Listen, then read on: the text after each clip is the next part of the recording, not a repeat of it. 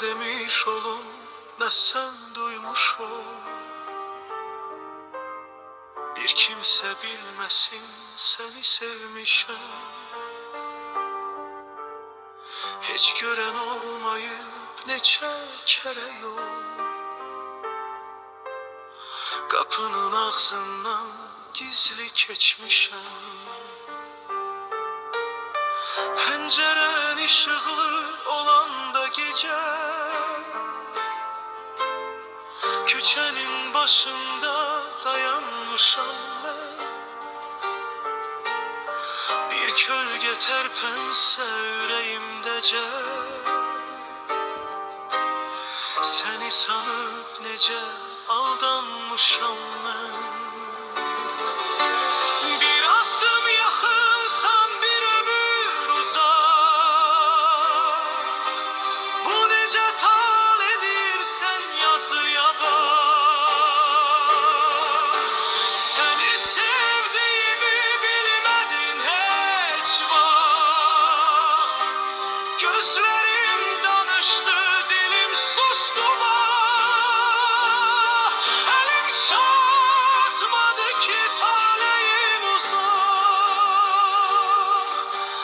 Ben seni sevdim, bu mənə günah. Eğer bir gün bilsem gece olacak belki, belki de bu sevdam küle dönecek. Xoşbəxt olmayasan başka bir kesle, belki de hayatın tamam sönecek.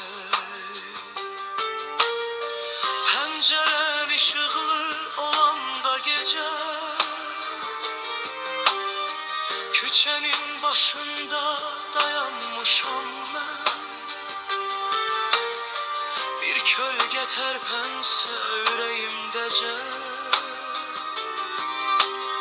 seni sanıp nece aldanmışam ben. Bir adım yakınsan bir ömür uzak. Bu nece taledir sen yazıya bak. Seni sevdiğimi bilmedin hiç vakt. Gözlerim danıştı, dilim sustu bak. Elim çatmadı ki talihim uzak. Ben seni sevdim, bu mənə günah.